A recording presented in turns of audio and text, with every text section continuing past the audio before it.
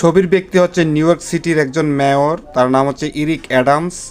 তিনি বক্তৃতা দিচ্ছেন, বিশেষ করে তিনি বলছে new York city to spend, new York city খরচ করবে বা ব্যয় করবে $650 মিলিয়ন, $650 মিলিয়ন ব্যয় করবে অন কমব্যাটিং, কমব্যাট অর্থ হচ্ছে ফাইটিং, ইলিমিনেটিং দূর করতে, রিমুভ করতে, দূরীভূত কি দূর করবে?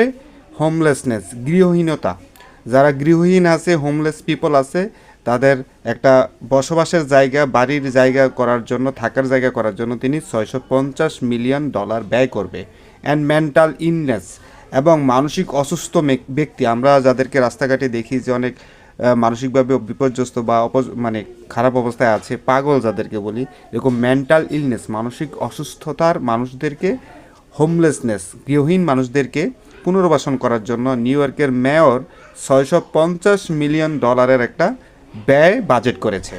এইখানে হোমলেসনেস শব্দটা কিন্তু তিনটা পার্ট। হোমলেসনেস এটা একটা অ্যাবস্ট্রাক্ট নাউন। হোম নাউনের সাথে আপনার লেস সাফিক্স যুক্ত হয়েছে, লেস সাফিক্সের সাথে আবার ন্যাস সাফিক্স যুক্ত হয়েছে। লেস এবং ন্যাস দুইটাই সাফিক্স, সাফিক্স শব্দগুলোর পরে বসে।